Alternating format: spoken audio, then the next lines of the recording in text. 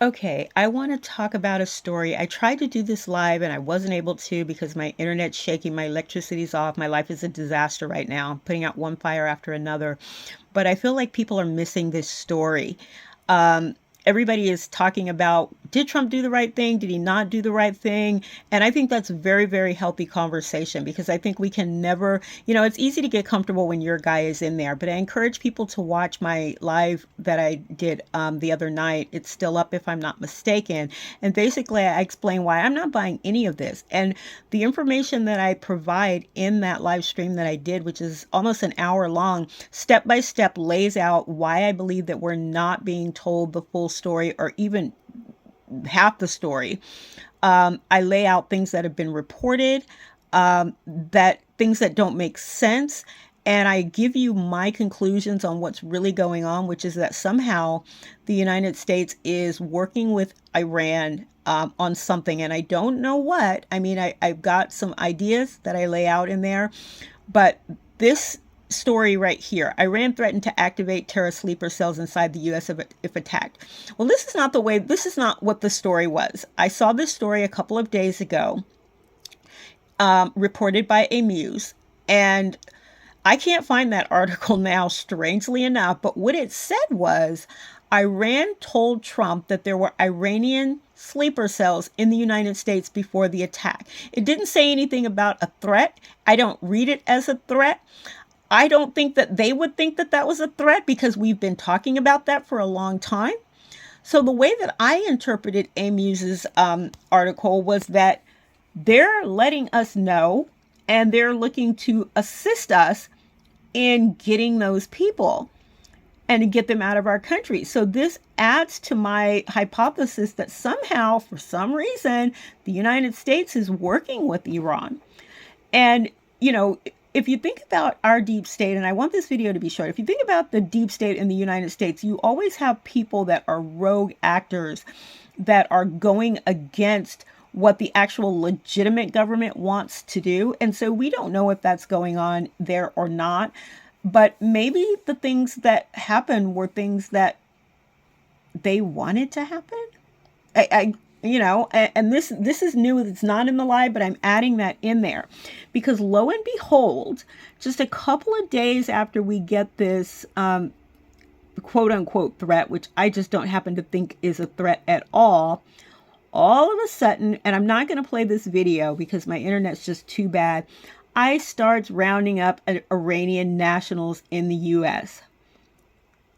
All right. And it's weird because maybe part of this was to smoke these people out so that we would be able to get them. Like, if you guys think I'm crazy, and I believe this number is actually up to 15 now, was the latest number I saw, but I'm just not able to go online and get all the information and pull it together the way that I want to. But do me a favor, go back and check out my live stream. This story's not making any sense. And now I can't get to Amuse's account. Now, I got to think that if the government thinks that there's a good reason, like if you're breaking intel that you shouldn't be, wherever you got it, that they might, tap you on the shoulder and say, hey, could you pull that back for a minute? On the other hand, it could just be my very, very horrible internet right now. So I don't want to go too far and say that. But all I can tell you is I can't find the article anymore the way that he published it. And now all I see are these articles claiming that there was a threat, which I think there was no such thing. And I'll throw this last bit in here because, again, I'm in no position to make a long video. But I'm going to throw the last thing in here. When I saw a picture, I saw the meeting that United Nations Security Council, UN Security Council meeting that took place on, I believe it was Sunday or Monday after the attacks. And their UN ambassador, the Iranian UN ambassador, looked absolutely, I don't want to, defeated is not the word. He looked exacerbated, maybe exasperated. Like what, one of the quotes that he made was, we've been trying for X number of years to prove to you that our nuclear plan is peaceful. Now, I don't know that I necessarily believe that or not, but you got the United States and Israel that's been threatening them for decades. Any country that's not taking steps to protect themselves is out of their ever-loving mind. And, I always tell people I'm not shilling for any other country but America. But I think it's a good thing if Donald Trump is able to work with Iran, however he's working with them, whoever he's working with in Iran, to try and rebuild good relationships with this country. I don't think it's a good thing for the United States to have these countries that we have sanctions on, because forget about the wars and everything else. I think that nothing makes people more angry at us as a country than to sanction them and then tell other countries, you can't do business with them. You can't be friends with them. I think that this is a terrible policy for the United States. It has been. If you look at what it's done to Russia, it's actually made them stronger. It's made them more resolved. And now they're exporting their method, their model of being more self-sufficient without the United States to the world. And I grant you, a lot of countries don't want to do that. But Russia is the first country to successfully do it. And now they're teaching other countries how to do it. And it's not about becoming dependent on them. It's about making one big out of a lot of little. Because we've sanctioned so many countries, it's very much the United States sanctions policy is very much what happened to the Democrats in this country, where they kept pushing so many people out of their party and we kept pushing them in. We've now sanctioned so many countries that they're all like hanging out outside of the bar with each other.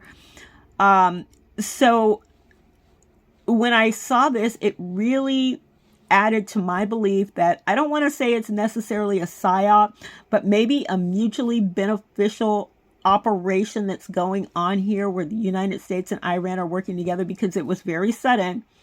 And you would think that if they already knew where these people were, and I don't know the exact date that these people were arrested, but you would think that if they already knew where these people were, they would have arrested them before the attack started, rounding them up so they wouldn't have a chance to do anything.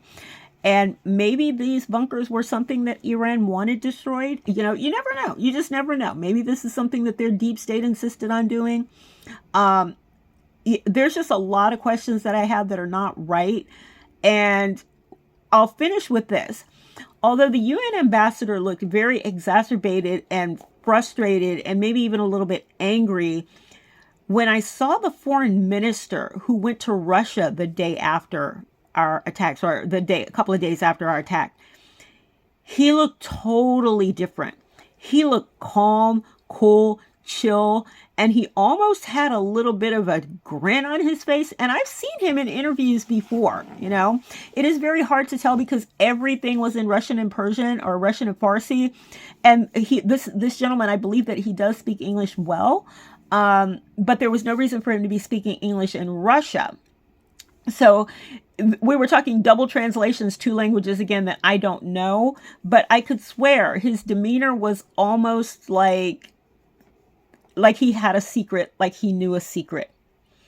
So again, these are two things that you might want to follow up on. I'm going to end this video just because of the disaster that is my electricity right now. And that bell is probably letting me know to go. My computer's a disaster, but I hope that this is useful information to someone.